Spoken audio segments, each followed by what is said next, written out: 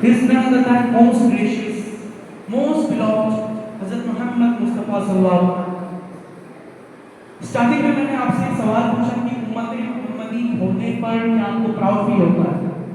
तो हमें proud feel क्यों हो? इसके एडवांटेजेस क्या हैं? हमें अगर आपको प्राउड फील किस चीज को होता है, इससे हमको कोई फायदा मिलता है, हमको क्या फायदा मिलता है? तो मैं कुछ चीजें यहाँ पे पढ़ूंगा, फिर उसके बाद आपको एक्सप्लेन करूंगा। On the page 716, volume 5, अल्लाह वालों की बातें। It is written when one day Sayyidina Musa alayhi salam said to Allah, in Torah, it is stated that there will be one ummah in the future that will be better, and I can say that will be the best of all ummahs. क्या? कि ऐसी उम्मत future में आएगी जो कि सारी उम्मतों से बेटर होगी, यहाँ तक कि सारी उम्मतों से बेस्ट होगी। It will enjoin people to do good and forbid them from evil. It will believe in all proper and letter books, even it will kill one-eyed child. What Musa alayhi salam said? That it will enjoin people to do good. It will intend people to do good things such as spread message of brotherhood, spread message of spirituality, spread message of peace, spread message of friendship, spread message of brotherhood. They will respect their elders, they will love their youngers, they will love their elders also.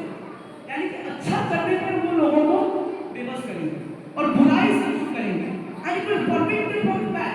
It will forbid them from drinking alcohol. It will forbid them from behind. It will forbid them from all the bad things.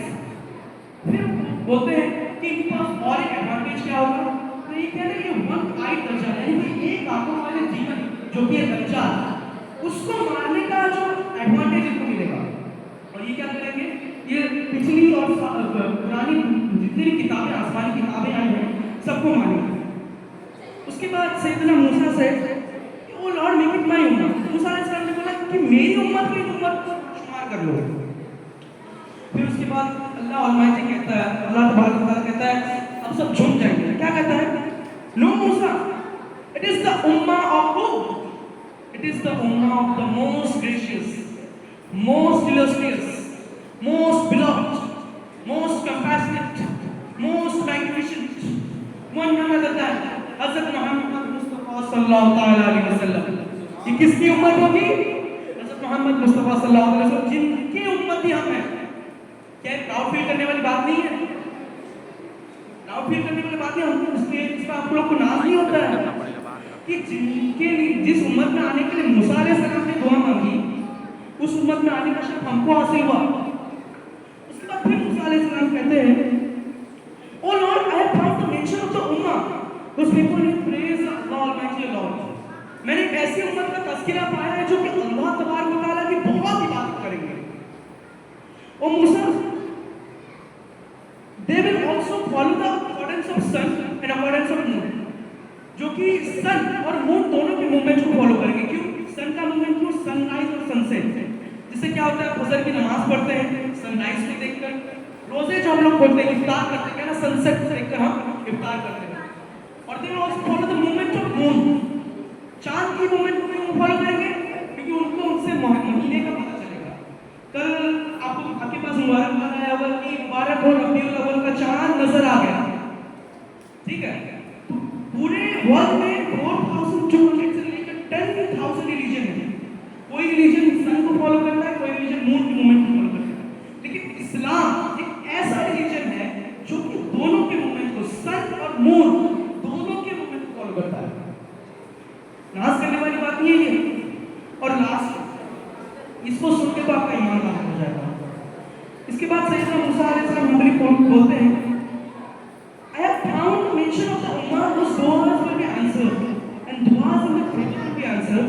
The intercession will be accepted and intercession on the behalf of them will be accepted. यानी कि इनकी जो दुआएं होंगी ना, और इनके लिए जो कोई दुआ करेगा जरूर कबूल होगी. और इंटरसेशन का मतलब होता है कि हम अगर किसी के लिए दुआ करते हैं, जैसे कि हमारी अम्मी दुआ करती कि मेरे बेटे को नमाजी बना दे. जैसे कि हम सब दुआ करते हैं ना कि हमारे सर के ऊपर अत्तार का साया सलामत रहे. दुआ करते हैं कि नहीं? आमीन बोल देते हैं कि हमारे सर के ऊपर अत्तार का साया सलामत रहे. तो ये एडवांटेज आपको मिलेगा क्या? ना उनकी दुआएं कबूल होंगी, और अगर उनके फेवर में, उनके इंटरसेशन के लिए अगर कोई दुआ करेगा ना, वो भी कबूल होगी. उसके बाद फिर वो बोलते हैं कि they will be cautious about the all other books, यानी कि हम लोग चार जो आसमानी किताब है, ठीक है, इनको फॉलो करते हैं, चार आसमानी किताब को फॉलो करें, बाकी जो उम्मती हैं वो डिवाइड हो जाएंगे, कोई तौरेत को मानेंगे, कोई इंजील को मानेंगे, कोई ज़बूर को मानेंगे, लेकिन हम क्या करेंगे, हम चारों का जो सरमाया है कुरान, हम उसको फॉलो करेंगे। अब चलिए मैं यहीं पे आप सबसे ये करूँगा।